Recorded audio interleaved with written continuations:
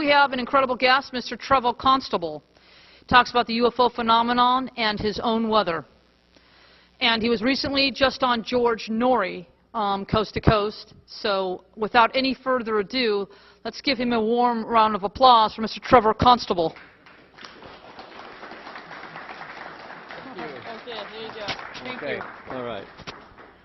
Now we got to fool with this thing. Let's see. How about that? Can you all hear me? Good, okay. Well, ladies and gentlemen, I guess that takes in most of you. Let's get going here on this evening. I wanted to start out by, first of all, establishing the reality of the UFOs with government film. I didn't want to give you anything that was not officially sanctioned. And this is a piece of film that you can buy from your local video store. It's produced by Terra Entertainment in Hollywood, and you can buy it and look at it for 2 hours and see everything that's on it. The most important thing that's on this piece of film is what you're going to see now. It's been excerpted from this film, and you can enjoy it along with everybody else. You want to fire it now? Okay.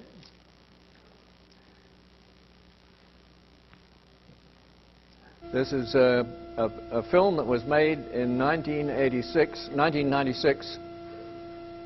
it's 1996, on Space Shuttle mission number this is the STS-75, tether incident. NASA launched a possible breakthrough energy technology experiment. They launched a 12-mile-long electrical conductor cable called an electrodynamic tether, designed to collect high-energy electrons in the Earth's ionosphere and magnetic fields. The motion of the conductor tether across the Earth's magnetic fields induces a voltage along the 12-mile length of the tether. Utilizing estimates in the charge densities of the Earth's magnetic fields and the ionosphere, the voltage produced is expected to be up to several hundred volts per kilometer. If successful, the experiment could produce a lot of electrical power. If additional power is driven along the tether in the opposite direction to that which it normally wants to flow, the tether, in theory, could push, creating propulsion against the Earth's gravity to raise the shuttle's orbit. The advantage to this revolutionary technology in propulsion is that it does not require any rocket fuel. If successful, electrodynamic tethers could prove a way to greatly reduce the cost of in-space propulsion. For example, the International Space Station could keep itself in orbit, saving nearly $2 billion in orbital reboost rocket fuel for every 10 years of the station's operations. But on February 25th, after the 12-mile tether began producing electricity, an unexpected overload of electrical energy fluctuating between 2 and 10 times that predicted, due to inaccurate estimates in the electrical charge of the Earth's magnetic fields, ionosphere, and possibly space radiation, fried the tether conductor cable and it broke, severing it from the space shuttle.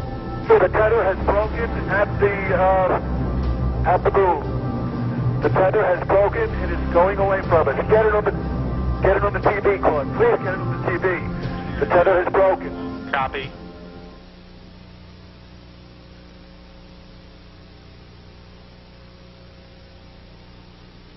Columbia and the satellite now 77 nautical miles apart. Again, that call reporting that the crew can see the tether and see the satellite. It's beautiful.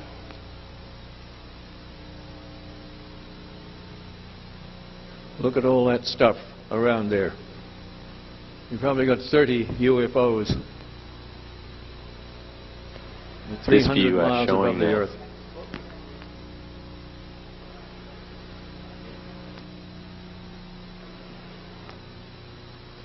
The tether is 12 miles long. Again, just moving into sunrise. 81 nautical miles now from Columbia.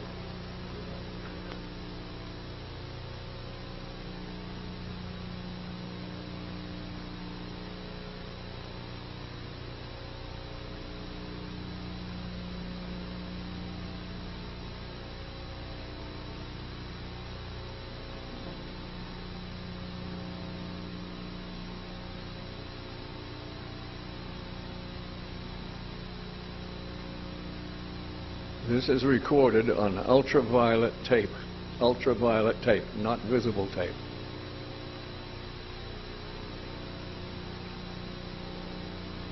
Guys getting the image? Franklin, we see a long line, a couple of star-like things, and a lot of things swimming in the foreground. Can you describe what you're seeing? Well, the long line is a tether, and there's a little bit of debris that kind of flies with us, and it's illuminated by the sun at such low angle. So there's a lot of stray light, and it's getting washed out quickly, but Claude is trying to do a quick, good job here adjusting the cameras. Copy that. Again, that description by the crew, this is the tether in the satellite with approximately 12 miles of tether still attached to it. Columbia and the satellite are now just passing over the west coast of northern Africa.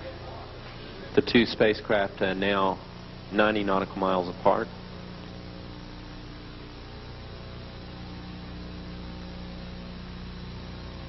Controllers for the satellite did have communications with it during the close pass between Columbia and the satellite.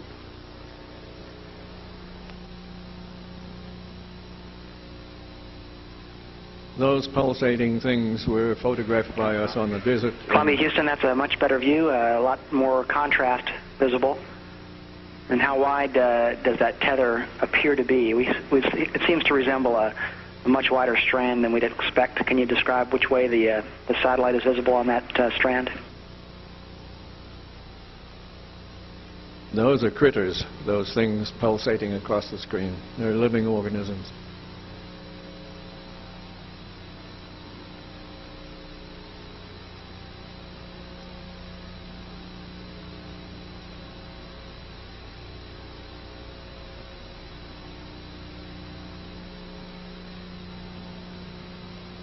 .300 miles above the Earth.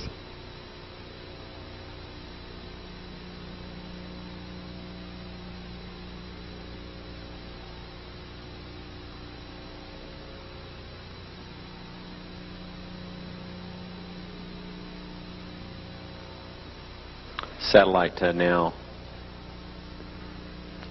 100 nautical miles. Charlie, completely unzoomed, and you see the full extent of the tether. I try to adjust the focus, but I can't get better than that. Okay, Claude. Thank you. I'm going to zoom in now.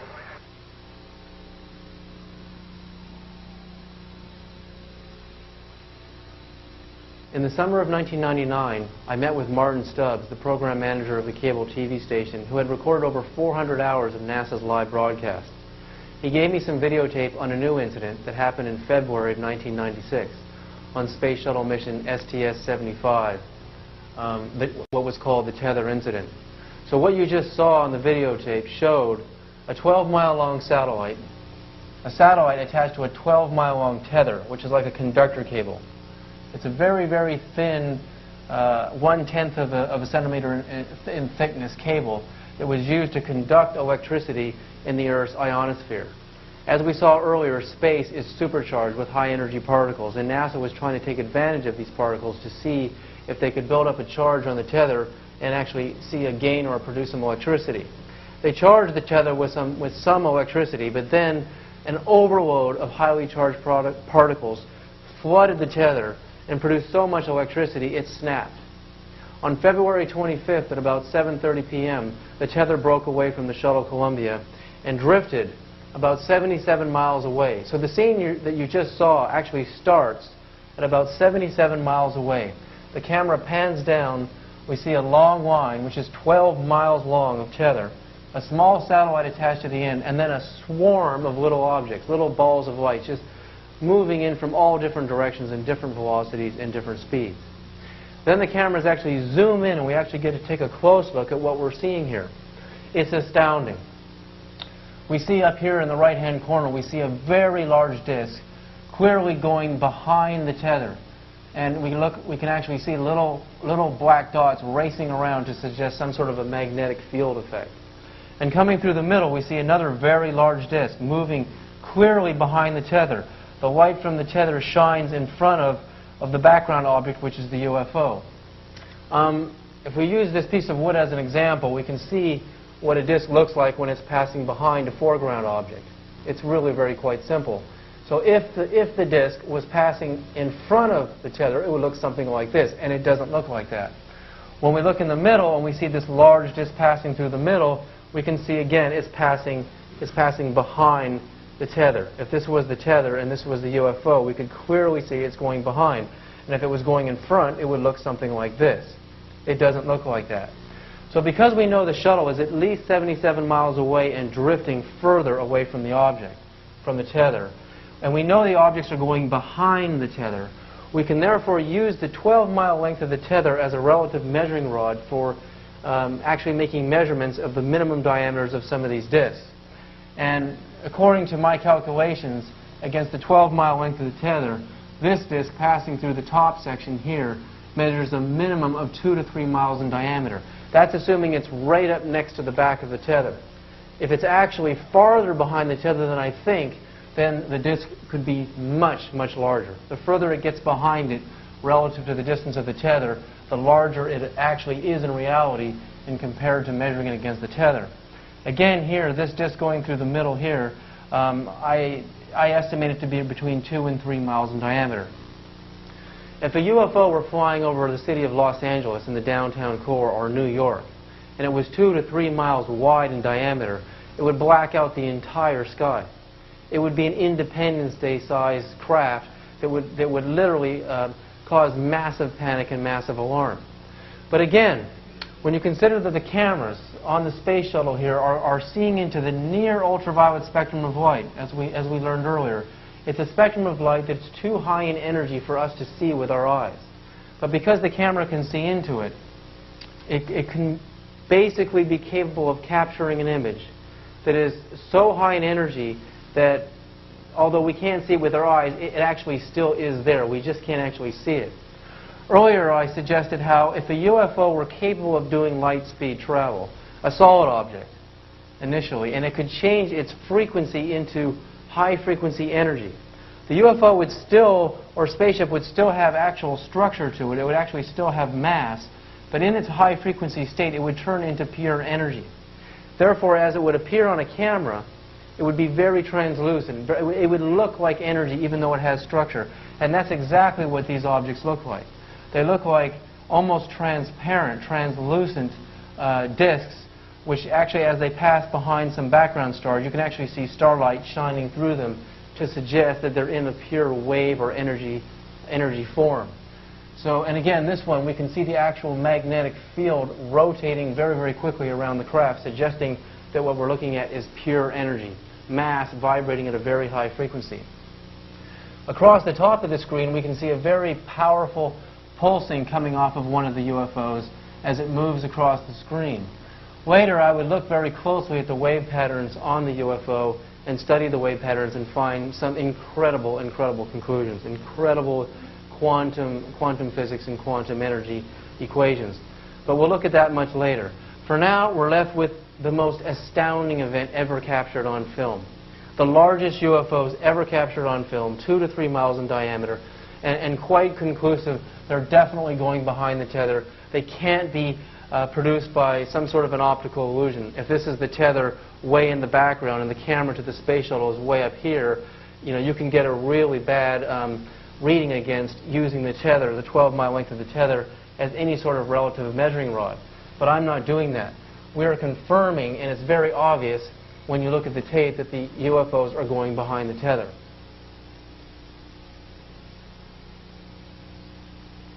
On February 28, 1996, United Press International published an article, Satellite Signals a Puzzle, mystifying the STS-75 tether incident. When the astronauts were actually able to regain contact with the tethered satellite, they found several unexplainable surprises. The article states, "There has been an event on the satellite that we do not understand yet," astronaut David Wolf told the Columbia crew. First, radio signals from the satellite caused engineers some surprise.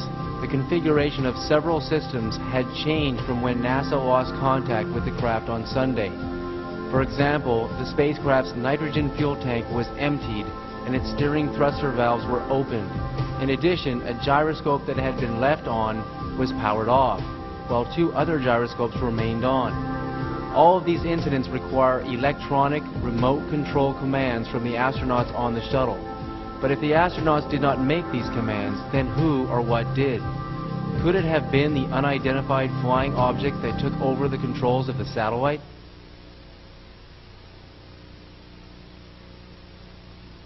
So take a look at the tape again and see for yourself if some of the things I'm saying are not true.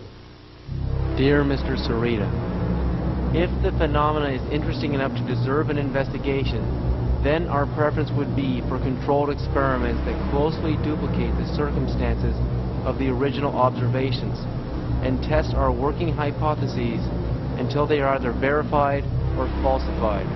A second line of investigation would be to obtain more evidence of the original sightings. For example, additional shuttle camera tapes.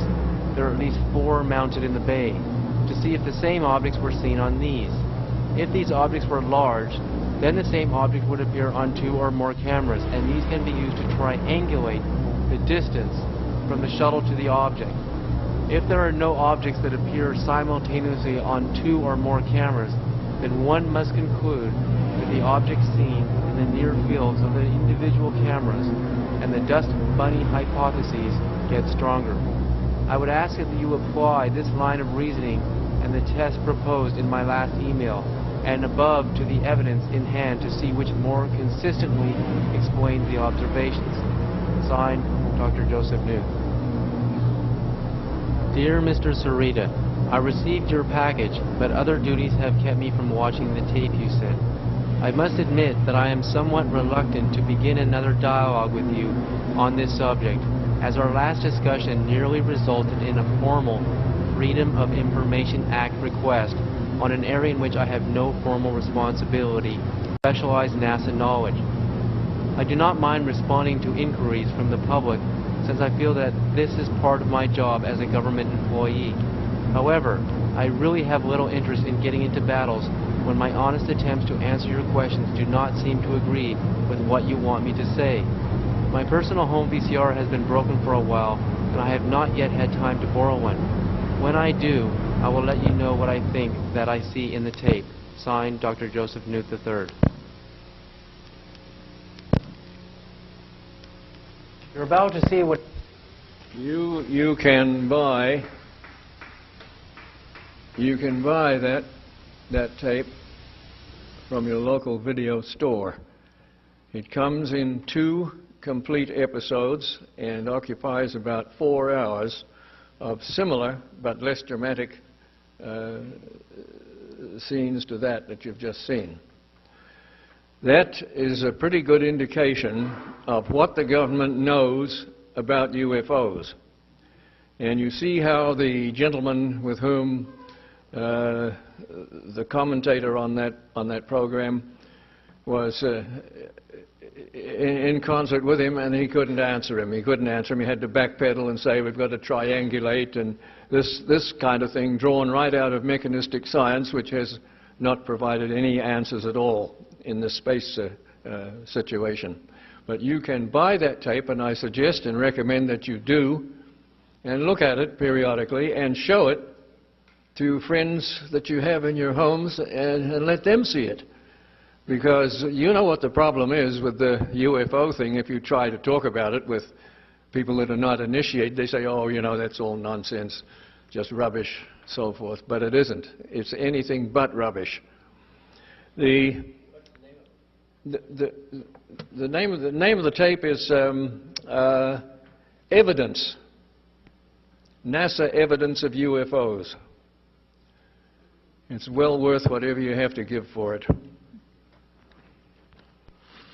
Now, my involvement with UFOs goes back about 50 years. In fact, 52 years, in fact. And I was like most people are today, most of the, what I call the great unwashed, that I, said, oh, well, no, it's all bunkum, it's all rubbish, it's something that's come out of Hollywood or something like that.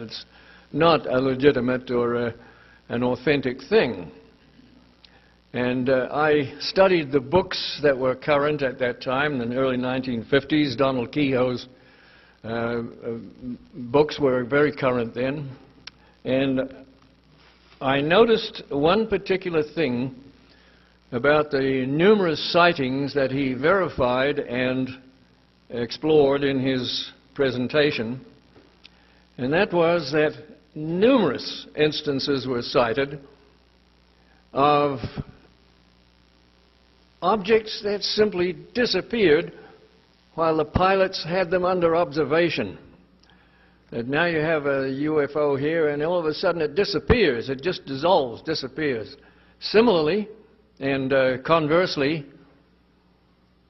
there are numerous accounts in those early books of sightings of objects that simply appear from out of nowhere and are reported by responsible and capable pilots.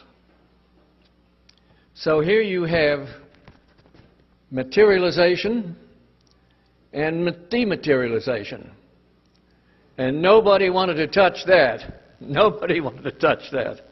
Nobody wanted any part of it. They said it was, just a misobservation. That was the normal way that those things were dealt with.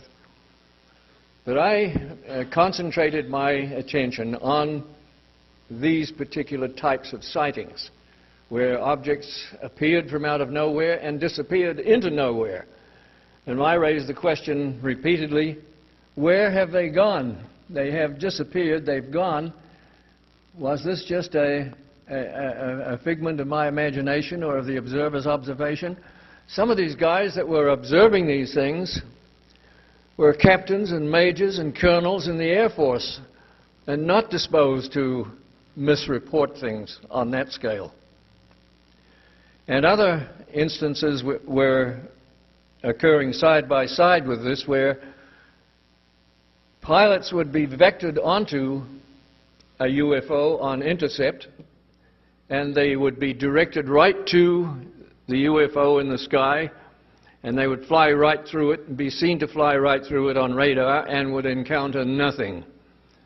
So here was extensive evidence of things that were immaterial and yet became material. They were immaterial and they became material. So what did a young man do in the 1950s to deal with this? What could he do? What was the only thing open to him to find out where they had gone when they disappeared? You used infrared film. Now, infrared film responds to segments of the spectrum that your eye will not react to. In other words, this room could be flooded with the infrared light and you would not see anything. You can buy infrared film from any professional store. It costs like the devil now, but it wasn't too costly then, and we managed to get this infrared film together and begin our pursuit of these disappearing UFOs. And we started to go up to the desert every weekend without fail, because we were told by my teacher at that time, Dr. Franklin Thomas, a very, very learned man in things esoteric. He said, you go up there every weekend at the same time, go to the same place, and you will eventually, intersect with these things. Well, we went up week after week after week and didn't really get anything until August, the weekend of August the 25th, 1957, when I became aware of something above me. I could not see anything up above me, could not see anything directly, but I could see a pulsation in the sky above me, and I simply exposed my camera set on infinity to this, and more or less traced this object as it went over towards the east.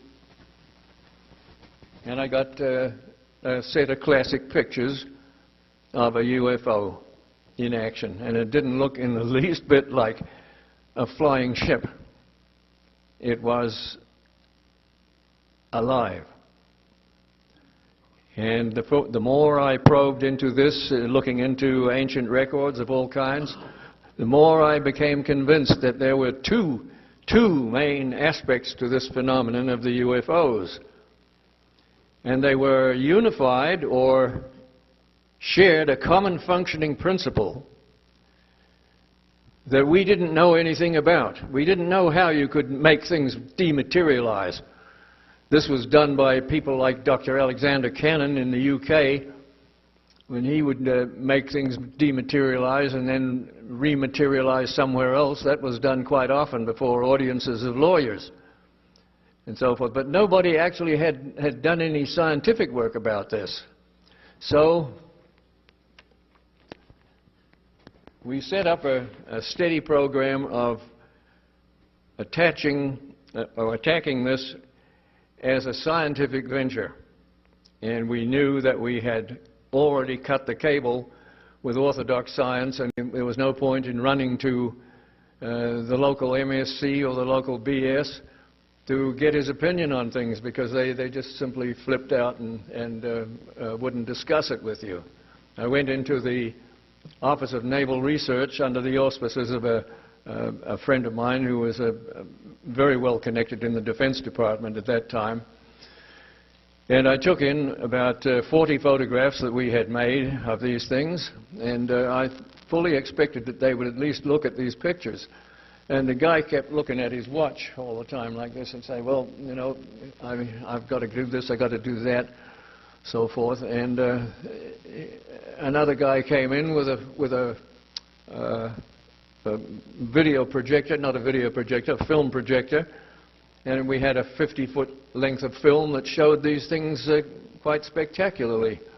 And he projected against the pockmarked wall of this building where we were, and he wound it in and out of focus, and he said, now, when anybody asks, you can say that we've seen your films. That's the way the government treated us in those days.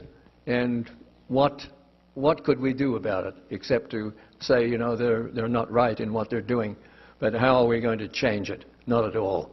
The only thing that you can do is keep going along the line that you have already found to be fruitful. And that's what we did.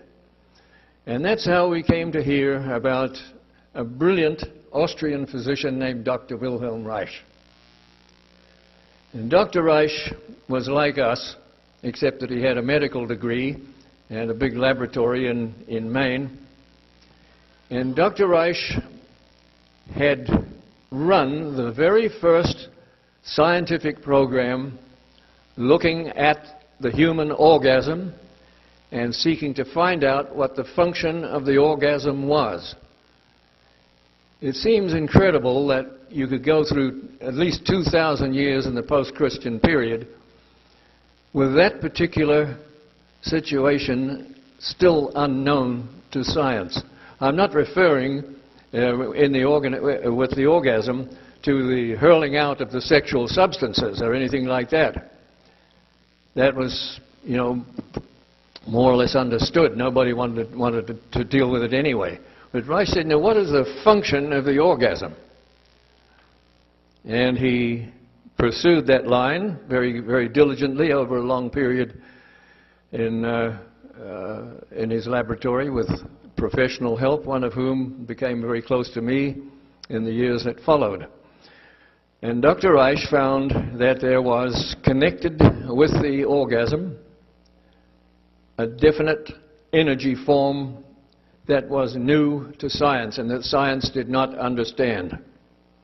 And he called this energy orgone energy. And you'll see it referred to increasingly as the years go by, because it's now coming into vogue and people can tolerate this much more readily than they could in the past.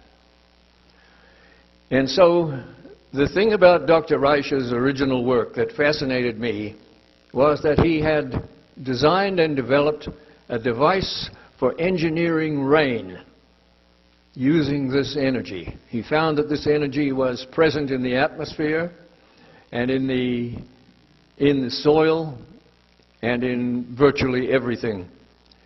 And he had designed a simple device for pointing up at the sky, 3 tubes in the pattern of 3/2, or 2/3, I should say. And with this device, he was able to access the energy in the atmosphere, and he was able to make it rain, and to develop the basic parameters of engineering rain this way. Well, I seized on this and started doing this, started taking it up. And that's a long, long time ago. I don't like to think about how long ago it is. And I did a lot of work with this and spent the rest of my life actually working with the orgone energy in an engineering rain, and was successful with it in a sense that I found out how it worked and how to do it. And I'm going to show you a half-hour film of it in action in the real world, so that you can't say that it's like the old story of the UFO is just something that somebody made a mistake about. It's a very, very authentic thing. And we now have a Singapore corporation organized to merchandise or market this throughout the world, but we have not yet been successful in getting a commercial contract to alleviate a drought in any part of the world. And we have found one very interesting thing about offering it for sale, is that when Mr. President or Mr. Vice President or the particular official you're dealing with sees the film, he becomes anxious. He becomes very anxious to see this thing work in this way. And he immediately says, well, can we have a demonstration? That's what we want to have, a demonstration. So look, it's right there on the screen. It's right there. We'll show you how it works. We're going to do it. No results, no pay. What more do you want? If we give you a demonstration here where you have the problem of a drought, we might finish up having, 4 or 5 days of rain, and there's no drought for us to alleviate. And you shake our hands and stuff us on the first aeroplane that comes through, and that's that. So that's where we are with this. We have a system for manipulating the orgone energy in the atmosphere so that it will accumulate and control the atmosphere locally and regionally. And if our friend here with the camera can, we'll put it up.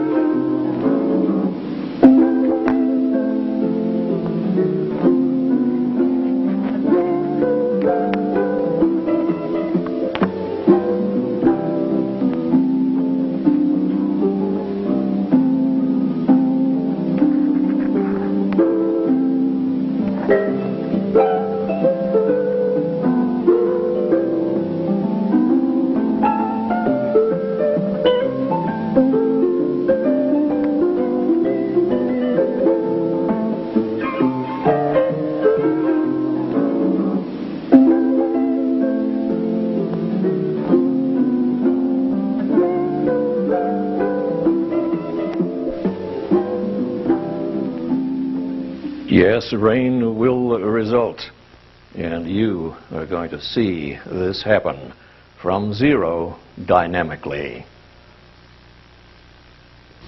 Our 23-knot ship is heading east. The ship is east of Honolulu, Hawaii. A gorgeous tropical day. The magical power of time-lapse compresses the events of 3/4 of an hour into a few seconds. As we watch, our high-pressure, non-rain day is transformed before our eyes into a dismal day, and rain is imminent. We do this now with light aircraft, helicopters. The entire thing is new and revolutionary, but it is, after all, the same old rain.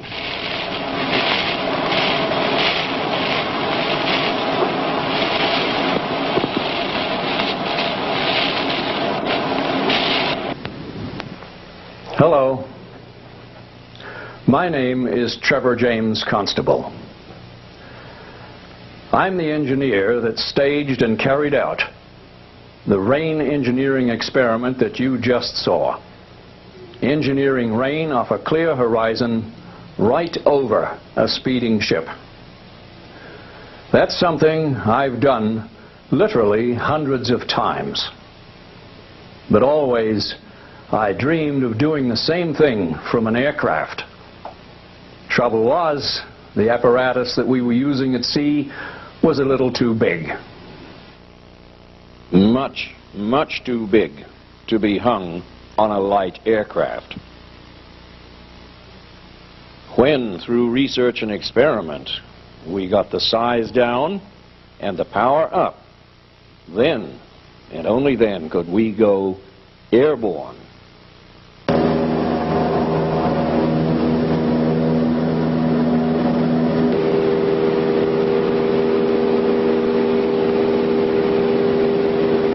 Ladies and gentlemen, we are involved here in something that is intensely realistic.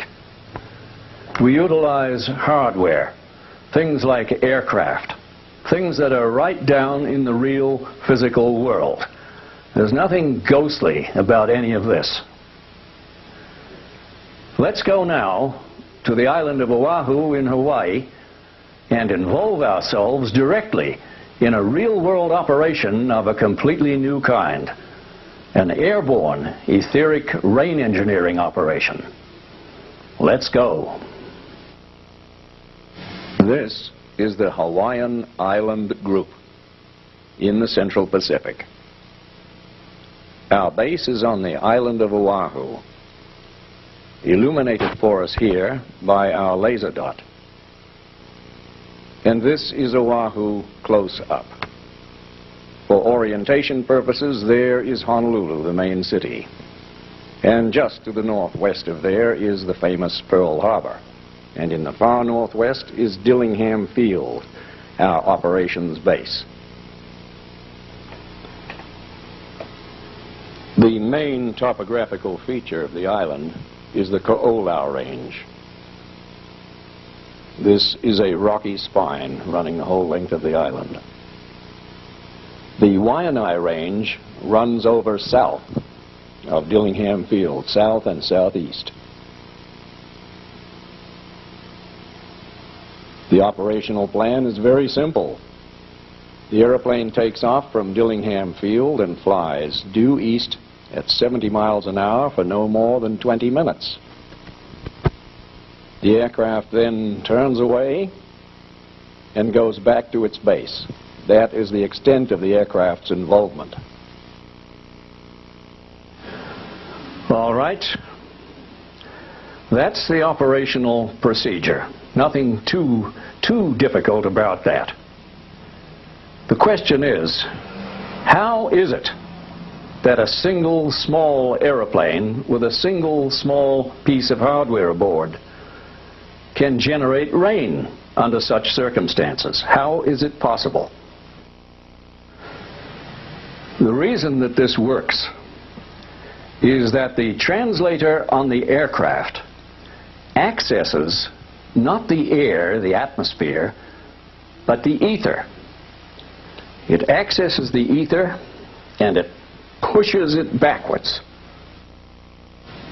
Now, since the ether is invisible and basically intangible, in order to get an idea of how this works, we are going to have to use some transparent plastic like this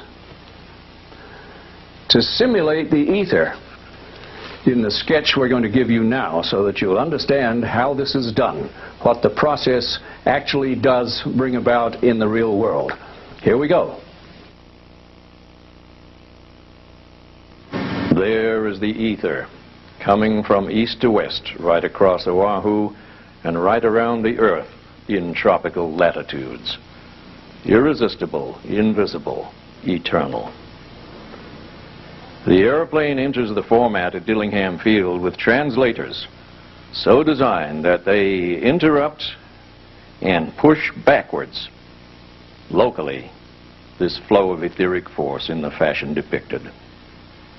The airplane leaves the format, and it leaves behind an accretion of etheric force right there, which draws to itself enormous masses of water vapor from the atmosphere.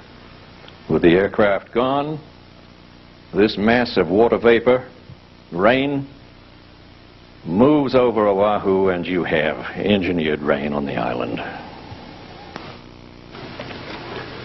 To make things perfectly clear, the red chip designates the target zone in our operation, and offshore, that blue area there, that is where we should expect to see, perhaps, a satellite from thousands of miles up pick up a plume of moisture that we're going to generate with the aeroplane. Well, that's enough theorizing. Let's go right out now into the real world, but before we do, let's get a solid, objective weather forecast for the day from Honolulu TV. And they're going to tell us that picnic weather is going to prevail over Oahu. Here it is.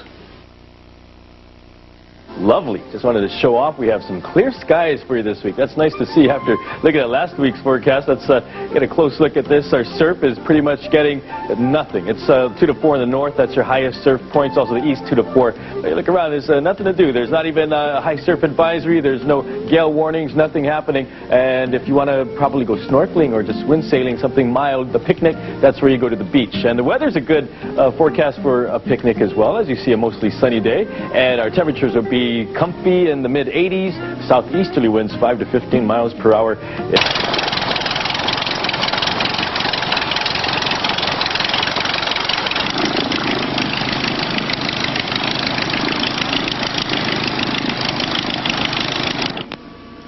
The plane is airborne at 1:15 p.m.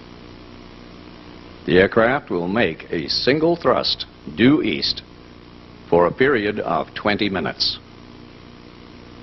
At 1:52, the plane is back from its mission, the pilot coming in for a debriefing. He reports rain around Waialua and over towards Haleiwa. It has pleased him. And at 2:16, beyond the runway over towards Haleiwa, we see it is indeed raining, and it is time to get a bird's eye view of what's going on. Now, the best way to get a bird's eye view of what's happening here is to act like a bird. Get aboard a sailplane. Up we go. Heading east. The tow plane in front of us. And there's nothing like getting a few hundred feet of altitude to see what's going on. There, to the magnetic east direction, is rain. This was induced by the thrust of the aircraft. As the tow plane curves us in a climbing turn, we get an opportunity to run a nice panoramic shot of central Oahu. As we continue our climbing turn, we are now heading to the west, and you can see the remains of that nice day underneath this blanket of rain-bearing cloud. With the tow plane gone, we're heading back now towards central Oahu, and we're looking at central Oahu over the top of the foothills of the Waianae Range, facing approximately southeast at the moment, and that is socked in. That area is being heavily rained. I would say at the rate of about an inch an hour, based on past experience. We're at 3,000 feet or thereabouts at the moment, And we're starting to get rain up here. And the pilot has indicated that we will very soon have to terminate this. But our altitude gives us unequivocal evidence of rain engineered into central Oahu. No two ways about it.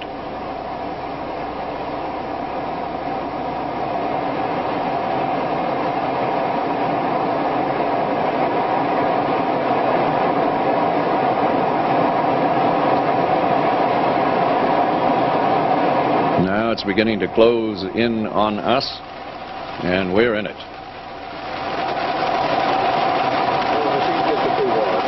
Yeah, that's right.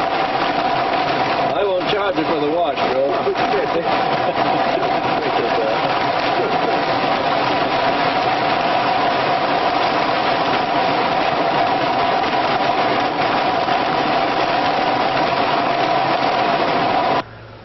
Remember today's television weather forecast?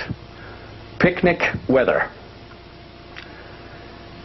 Well, rain came down at the rate of 1 inch an hour for about 2.5 hours in central Oahu this afternoon and led to a small stream and flash flood advisory. So they did indeed have picnic weather in central Oahu, but it was a different kind of a picnic. Has been very, very wet this afternoon. In fact, the National Weather Service has issued a urban and small stream flood advisory, and that's for the areas from about Wahiawa up to Haleiwa. Heavy showers have been coming down here. It's convective activity. Things are a little unstable out there, so when things heated up, that set off a series of fairly good showers out here, mainly in the Po'omoho and Haleiwa area, and the urban and small stream is in effect until 8 o'clock tonight. Could be some ponding in roads out there, make driving a bit treacherous, so be careful if you're heading out to that direction. And small stream flood advisory is now in effect for central Oahu from Wahiawa all the way up to Haleiwa. There we go. And here's the shower area right here under that flood advisory. It is in effect until 8 o'clock tonight. It looks like most of that moisture will end after sunset. All the shower activity coming from a separate area of moisture. Not right now. I'll show you here on our satellite loop, which represents 12 hours. You can see the little plumes develop there. Here's the moisture that's affecting Haleiwa area being hardest hit the past few hours. It's been raining so hard that the smaller streams are at the point of almost overflowing. But once again, you can see the little plumes develop. Now she is showing you our little plume that we created with the aeroplane. She'll put her finger right on it. Develop there. Here's the moisture that's affecting Haleiwa area being hardest hit the past few hours. Now she's got her finger right on it, and it is directly to the east of Oahu. In other words, it's right in the zone that we disturb in accordance with the diagrams that I showed you earlier on. That's just about as elegant a demonstration of how it works as one could possibly wish for. Well, that's how it's done in Hawaii, on the fringe of the tropics, where all this was pioneered. Now, deep in Equatoria, down in Malaysia, the Philippines, and places like that, these processes work with much greater effectiveness and power. In October of 1997, we ran an interesting little operation out of Segamat in the center of Malaysia. Let's take a look at that. Takeoff from the Segamat Country Club is at 2:31 p.m. Our mission is a single 15-minute flight directly to the east right off the runway, to be followed by a second such operation, provided the weather does not become violent. The weather's response to our thrust is sharp and nasty, putting the follow-up flight in jeopardy.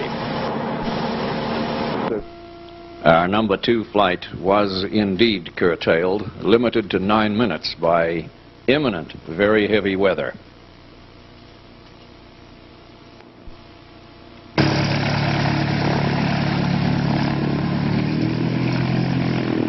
With the plane back now at 4:43, we'll have an interview with Captain Bala Ratnam, our pilot, and he'll tell us professionally exactly what he's just seen. We have a large build-up over there. Yeah. Over there, and there's one more which is coming down from the south, which is right now building about 15 miles away. And she's coming in fast because we are having prevailing winds coming in from this direction. Yeah. So she will be along here quite soon, and the build-up over here will be here approximately in about 8 minutes' time. So we can see both masses joining together and giving us a heavy downpour. Good. Thank you, Bella. No problem, sir. Anytime. Anytime. 10 o'clock on the night of the 14th of October. We're looking out now from the hotel, from the 7th floor of the Villa Hotel in Sagamat. And this entire area is now being enveloped in rain, thunder and lightning. This is the consequence of the operation today. And we'll go down to street level and let you see this happening. Outside McDonald's, the main drag, it's a wet night. Courtesy of the men from Singapore.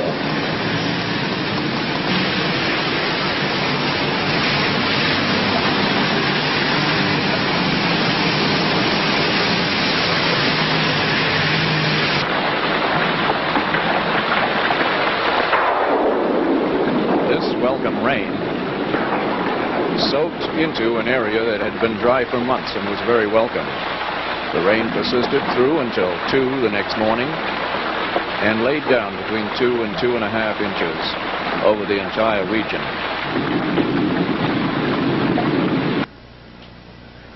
Our pilot in Malaysia is a Singaporean named Captain Bala Ratnam. He is of Indian descent, and he was trained as a pilot in the United States. When we first attached this hollow tube, this empty tube with no electrical connections and no chemicals, to the wing strut of his Skyhawk, I saw him smirking a little. After he had flown 10 or 12 of these weather engineering missions and had made his share of the world's rain, he had different ideas. I was able to capture some of his comments on videotape.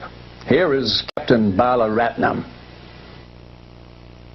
Like a normal person, you no doubt had your skepticism about the whole thing. Is that correct? Very true. Never thought it would work. Never did. And because basically there was what I know about cloud seeding and causing rain. Basically use some kind of chemical, smoke, something to make the cloud more dense so that it will basically rain. And having 2 tubes in my airplane wasn't much of a, how shall I say, it wasn't really acceptable. It doesn't seem workable, how to put it that manner. I see. And what's your view now after several weeks doing this? Dangerous thing. Never have the tube on your wings. The results have fascinated me to a very great extent. Never did I expect flying on clear days to have experienced such turbulent weather within such a short period of time and it appearing without any notice whatsoever. Yeah, I see.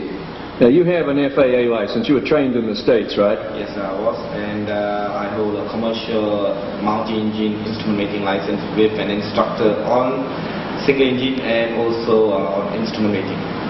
I see. And my license number is 2466946. Okay. What is the thing that has occurred in these flights that has impressed you most with this new method of weather engineering? Okay, number one, simplicity. There's nothing to be thrown out, nothing to be dispersed in the air, and it's very efficient. It's very efficient. And you're convinced of the effects? Yes, I am. That comes from first hand. Having to dodge weathers, having lightning strikes appear all of a sudden, left and right of you. Yes, it's first hand. Kuala Lumpur is the capital of Malaysia. And the Kuala Lumpur city and region was in a severe 4.5 months drought when I was called as a consultant down there in April of 1998. The first thing I did was load some of our weather guns into a sky van, a twin turboprop transport. A big, strong aircraft, and it will carry anything we want to put in it. Made in the UK, essentially it's a flying truck.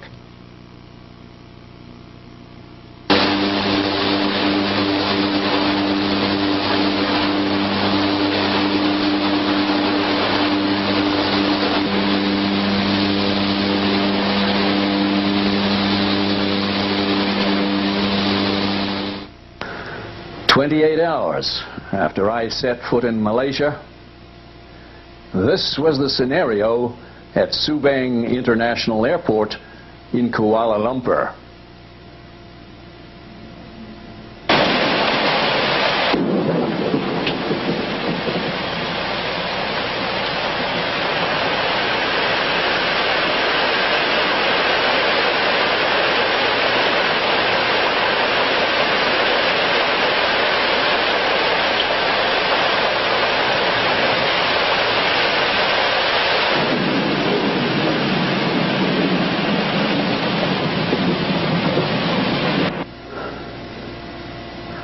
In the week that followed that spectacular drought-breaking job, helicopters were put into service in this type of work for the very first time. Their use was pioneered in Malaysia in 1998. They proved themselves to be the most effective vehicle yet for engineering rain in the tropics. Attaching the P-guns to the helicopter skids proved to be no problem at all. A solid, secure mount was very easy to make. Getting it approved by the bureaucracy was tough, but we made it.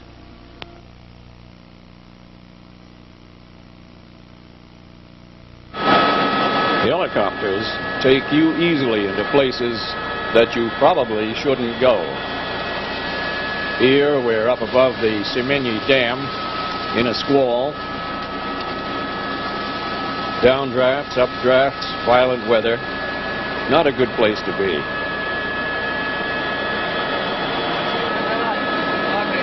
We put a lot of water in this place, but it didn't seem to show on the dipstick.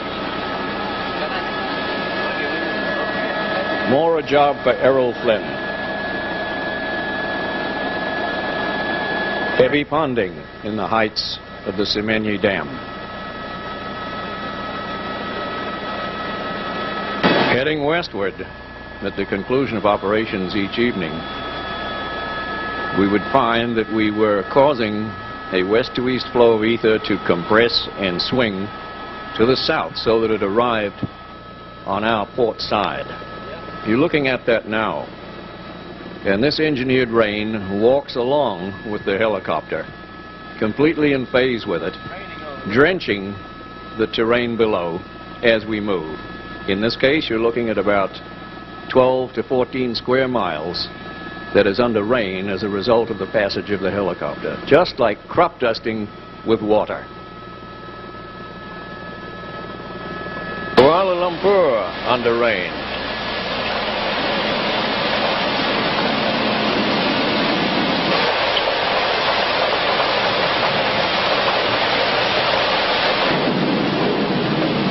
And as we come in for a landing at Subang International Airport, this whole area is still under rain and it's pretty well drenched. Getting back to the hotel was kind of wild.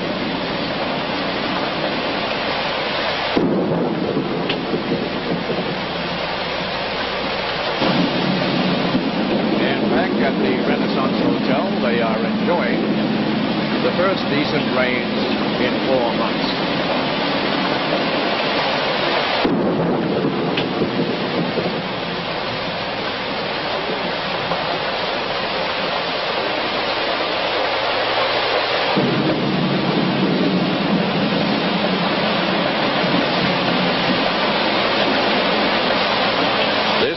I call engineering. And by night, the story was just about the same.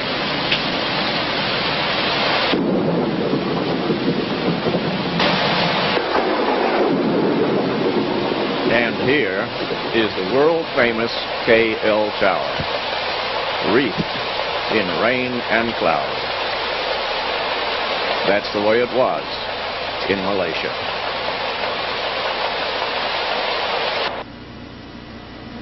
This is a brief overview of the stunning potential of airborne etheric rain engineering in Equatoria.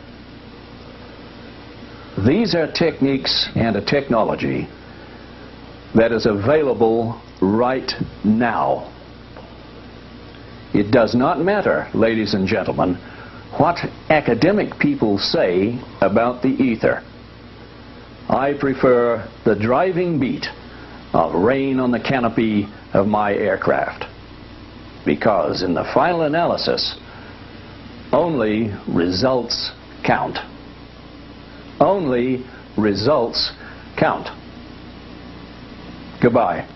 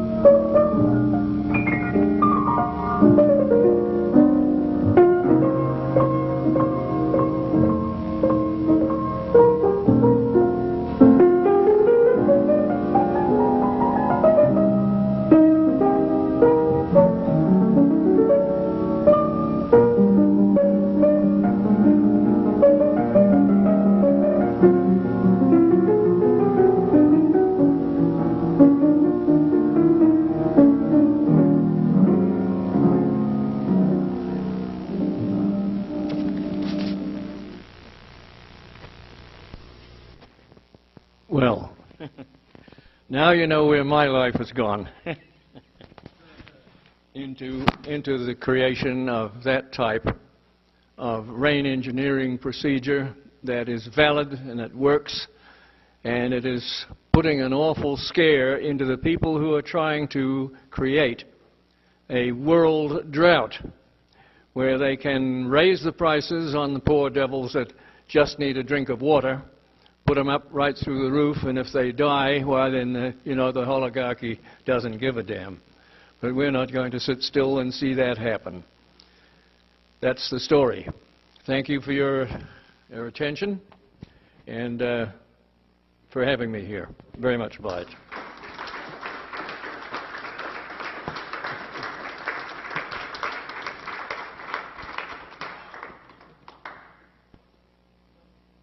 Hello? Ryan? Cool. Well, thank you so much, Mr. Constable. It's an incredible presentation. I'm just actually blown away. First question, is it all right if you take some questions, sure, sir? Sure. Thank you, sir. First question, the UFOs in space, where do you think this is all leading to? And do you believe that what you call it, planet, will we be leaving this planet to go live other places? Do you believe? No. No. What I think about the UFO problem is, would involve quite a lengthy lecture in itself. The thing is that the objects are there. There is no question about that. You've seen it now on government film. The astronauts shot it for you. And it's only you that prevents you from disseminating this further amongst the citizenry. Then you may get some answers out of the government if more people raise intelligent questions. So I don't think that we are very far now from having a general disclosure of the UFO problem. And it will mean an alignment, a realignment of all the relations of Earth life, in my opinion. But it can't come until certain things are straightened out, one of them being the present economic crisis, which is man-made, and you know, it's going to lead to a new dark age, which the certain beings in the ships would like not to see happen. But there are other entities in the ships that do want to see it happen. It's not just, you know, people from other planets or anything like that. Nothing that simple. Some of the ones that you say that, I know there are some that don't want this to happen, to go into the Dark Ages, but there are some that are few.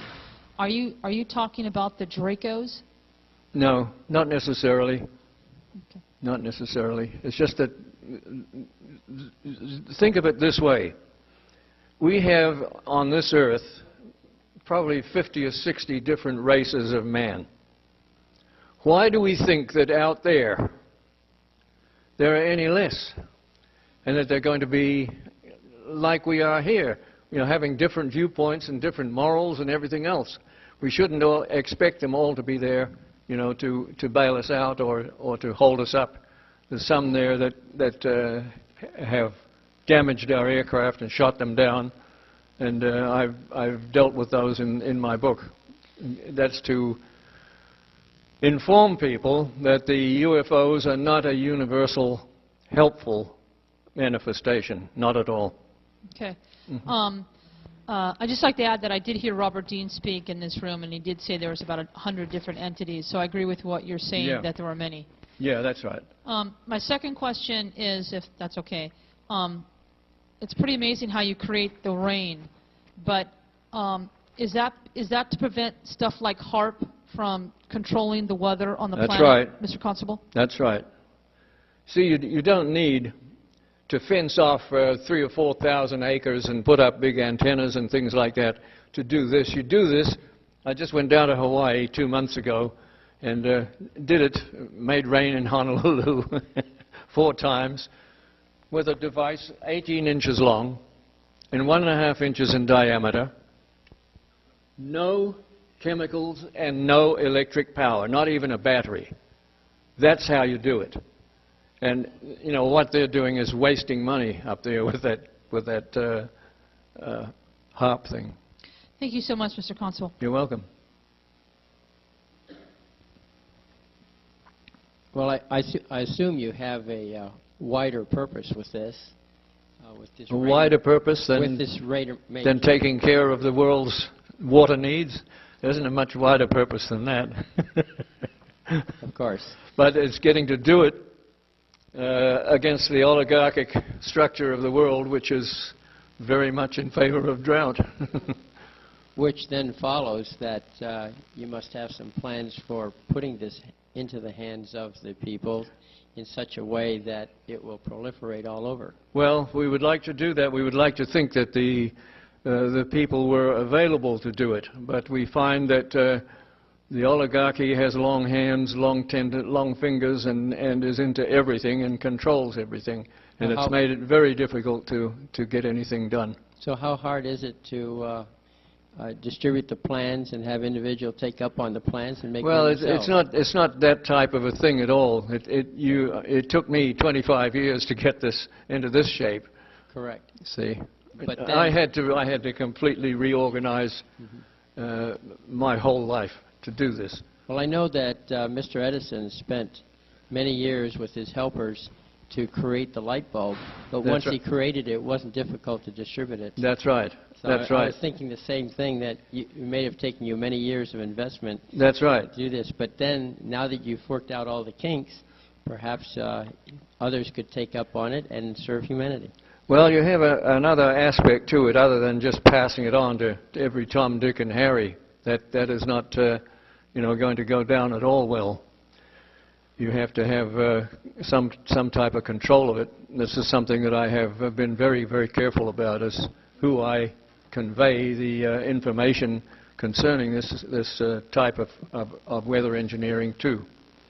They could use those services in Africa and Ethiopia back in the 1980s when they created that terrible drought that led to the death of a million Ethiopians. Yes, right. Exactly, but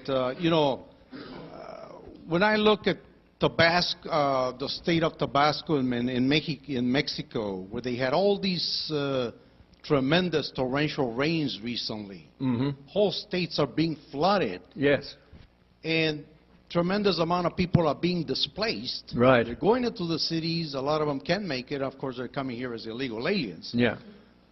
So I'm beginning to believe somebody's manipulating the weather, creating all these torrential rains. And as far as I can remember, Nikola Tesla found a way to manipulate the weather way back then. That is correct. And J.P. Morgan was his financier. Yeah. So we can see that the methodology for disrupting the weather can be used as a weapon. And of course, J.P. Morgan got a hold of it, and we can see it being used as a weapon now. Well, If that had happened in Katrina? Well, J.P. Morgan cut off Tesla's funding because he couldn't see, how he could get across the distribution of the power. That's what happened to Tesla, was that his funding was destroyed. He didn't stop inventing things, but he was stopped from promoting them and giving them to the world. Right. What I'm getting at is that you found a way to create droughts, but these people are now using the same methodology that you have found to create torrential rainpours all over the place. Look at Hurricane Mitch. Yeah, I don't believe America, that. I don't believe that. I don't believe it. Well, look, no. Hurricane Mitch in Central America inundated Honduras and all kinds of areas, and guess what? Within a week, the IMF was already in there imposing plans to privatize that whole area. Yes. That's very coincidental that within a week, the International Monetary Fund, which is controlled by the international financial elite, is already in their privatization of all those areas that were flooded. Yes. Somebody's using it as a weapon.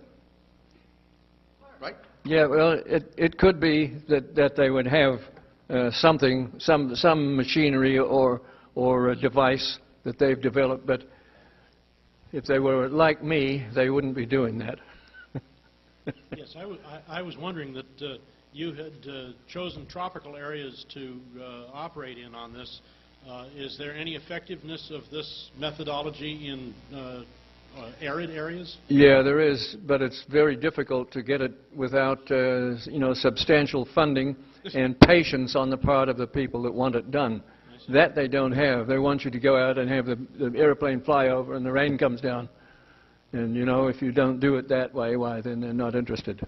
Impatient. But, yeah, that's right. But it is just something that needs some funding so that you can look into how to do it. See, it can be done. I've no doubt of that.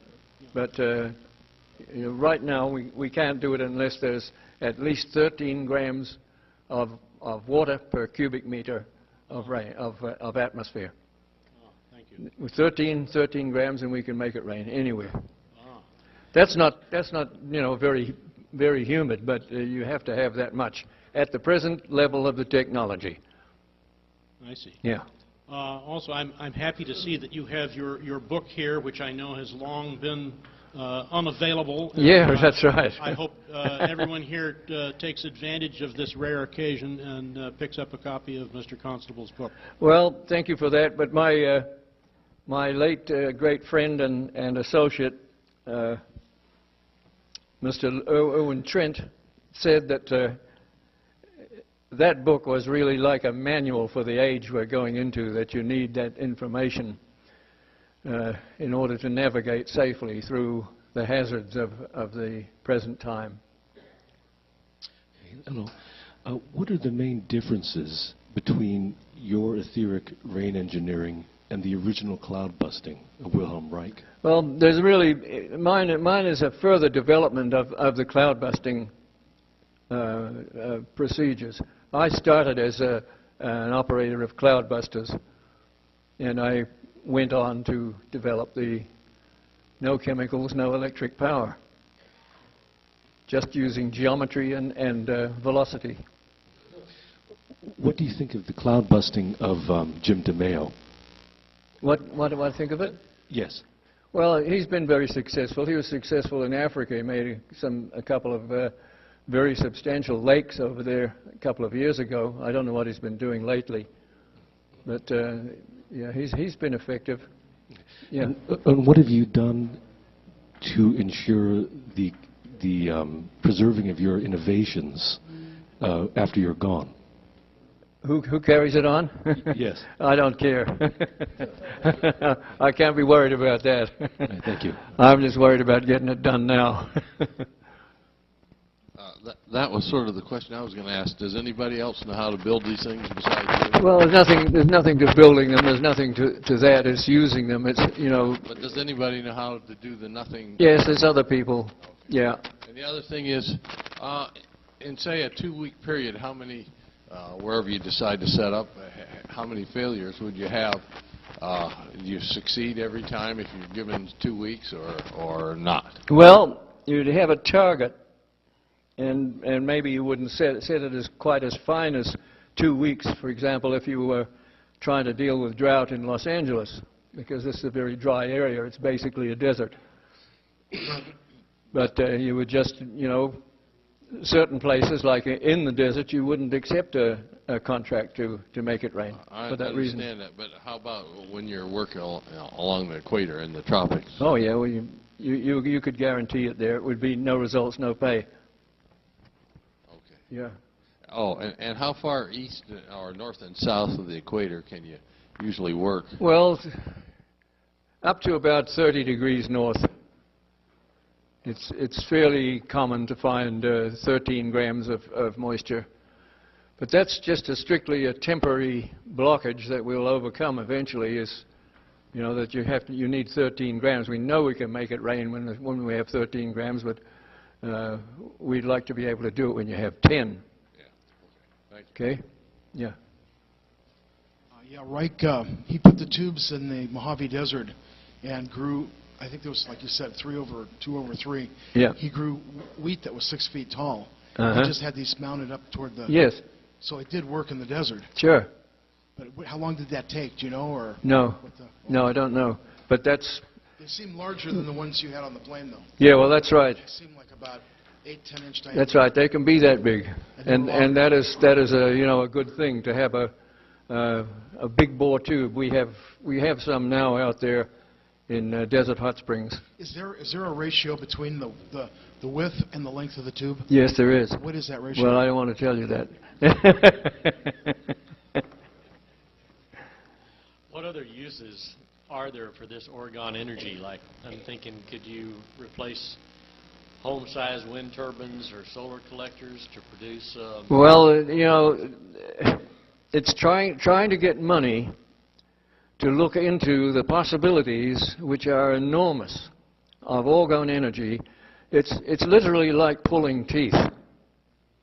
It's literally like pulling teeth, and the main reason for that is the description I gave you of Dr. Reich's greatest scientific experiments, which were to find out what the function of the orgasm was. And I have myself seen it with businessmen, that when you start talking about the organ energy and so forth, that they become anxious. And that ends the transaction right there. They become anxious. It goes right into the genitality of the human being, is organ energy. So now when a businessman becomes anxious, what does that mean? It means that he tightens up. He tightens up. He becomes anxious. Is that because he can't figure out a way to make profit on it? No, it's got nothing to do with that. It's coming from right inside him. Yeah. That's what makes it difficult. It really does. Feels okay to me. Yeah, I know. You're okay. Look, if you have a couple of $1 million, why? You see, when you're going to develop something like this for a specific purpose, you have to set it up like a regular project, and that means that, you know, you've got to supply the eats for a lot of people, and take care of overhead, normal business overhead, and the average businessman will not tackle this, not so far. Thanks for coming out. Say, you detected beams in the infrared. Have you ever looked in the ultraviolet? Oh yeah, those were ultraviolet films that you saw those today. Were ultraviolet. Yeah. Okay. And is the infrared actually picking up the heat from them, or are the beams themselves actually infrared? Well, the infrared is a harmonic of the ultraviolet. Okay. So there's no means of telling which angle of it you're dealing with. But the thing is that the Air Force got on to building that camera about 15 years after I showed that these things were there. And I'm sorry that I don't have the pictures here to show you tonight, but I followed up on my organization of my trip here. But you'd have been able to see them yourself. That was a nice presentation. No, welcome. Thank you. Sir, I have a two-part question. First of all, I saw you about 25 years ago at the end. That dates me a bit. I was very young then. I was just a youngster. But I saw you at the Anderson Research Foundation. Oh, yes, And the late Dr. Lawrence Anderson, a yeah. very fine man who has gone on, sponsored you. Dr. Anderson had a couple of orgone accumulators. Mm-hmm. And I'm wondering, have those devices been used with much effectiveness, and how widespread are they? Oh, yes. The orgone energy accumulator is a very effective device, which is why the government watches it very closely.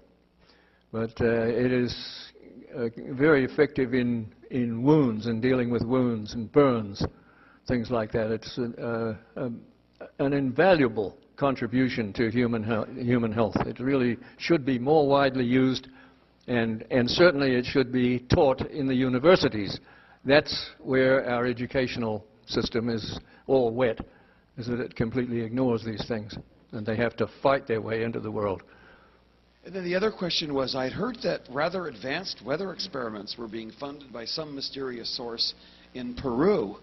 And I'm wondering if you knew anything about that. No, I don't. I've heard that too, that somebody down there has funded them, but I don't know what method they're using.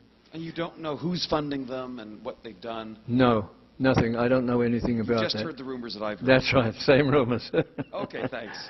I should mention that in the course of my life, the most important thing that happened to me was that I went back to sea during the Vietnam War in the Merchant Marine. I had been in the British Merchant Marine prior to this, and I spent 26 years in the United States Merchant Marine as a radio officer, a radio electronics officer, and I spent 14 years on the Hawaiian run, which was the time when I put all this together and was able to check everything out and to find out what worked and what didn't.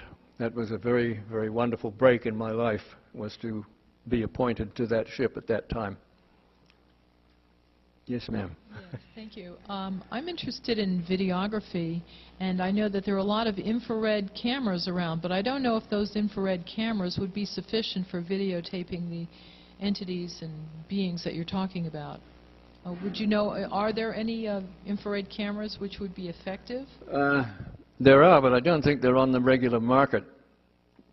But you would be able to get, you know, an ordinary camera and infrared film and do it that way. You probably do better with film than with, you know, any other method. That's been my experience, is that I'm more successful with film than with anything else. What about thermographic machinery? Well, those machines, you know, require a higher, stronger pulse of energy than you would need, you know, to get these entities or anything like that. Is that what you want to photograph?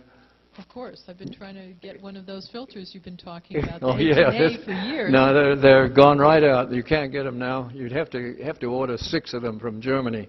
I'll order 6 if yeah. you can find out where to get them. Yeah. You know? The other question I had was, it seems to me that the HAARP disturbance of the weather causes standing waves, where there'd be an excessive drought in low pressure in one area and excessive high pressure in the other area. Mm-hmm. And we can sort of see this.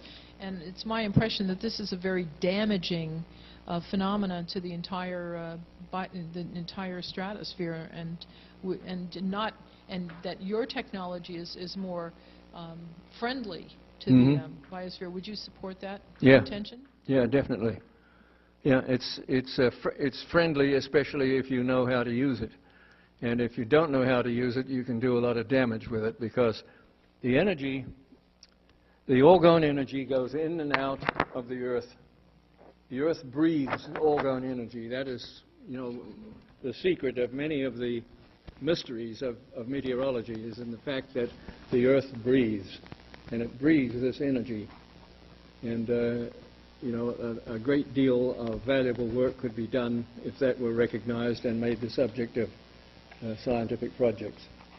But the average scientist in the university programs and so forth, he really doesn't want to have anything coming in from left field. They just don't want that. Your reasons for retaining your technology for the protection of it, I would presume. Right. Okay, so Yeah. because it could be misused seriously in the wrong Absolutely. That's something, that's the reason I haven't communicated it to people other than those that I trust and that, you know, who prove themselves. A small group out at Desert Hot Springs that has, you know, stood the test. But that's about all. Thank you. You're welcome. What are your thoughts on the chemtrail phenomena? On the what? On the chemtrails phenomena? Oh, that's a government program, and As it relates to like weather modification and stuff like that? well, it does. It produces a certain amount of weather modification, and then a lot of people turn cloudbusters on the chemtrails to dissipate them, and they do dissipate them. Yeah, and that you know, gets the government upset, but I don't have anything to do with the chemtrail business at all.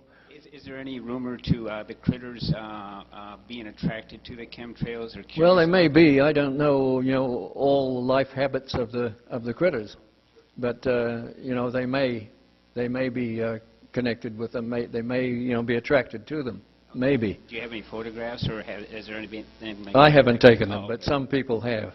The thing is that when Bob McCullough, who was Wilhelm Reich's biological assistant, when he was alive, he took quite a few pictures when he was flying from the East Coast back to where he was working in Utah. And he was up at about 29,000 feet, and he took a whole string of pictures of these critters out the port. He couldn't see them, of course, but they registered on the infrared film, and they're just teeming up there. They're all over the place. But, you know, you have got to remove your optical limitation if you want to see them, and that's where infrared comes in. Thank you. Yeah.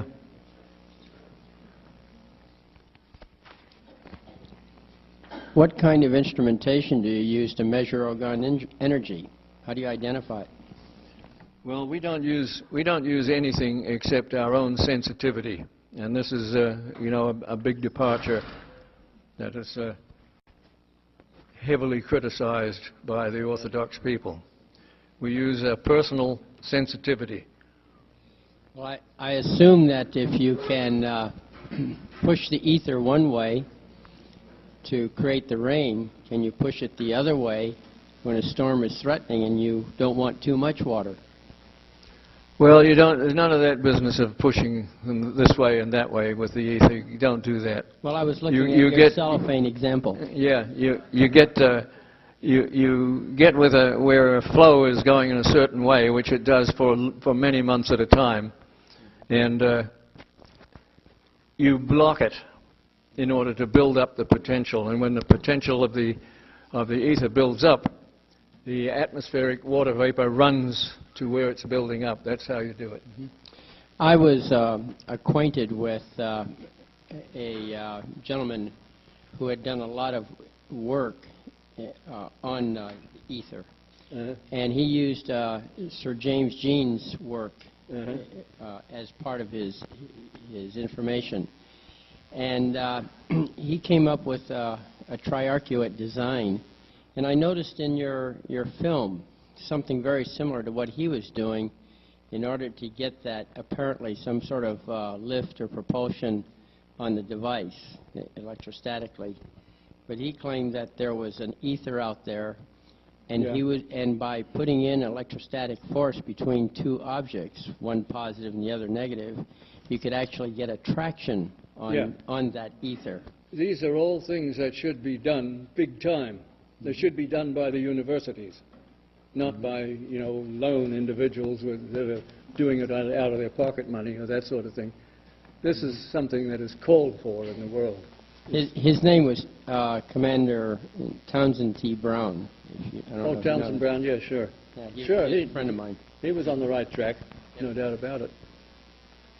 Trevor, on our website it said that you would also speak on smog reduction. Is that a byproduct of creating the rain, or is it yes, like it is. clear the air? And we were very successful here in Los Angeles for 3 years, 1987, 1988, and 1990.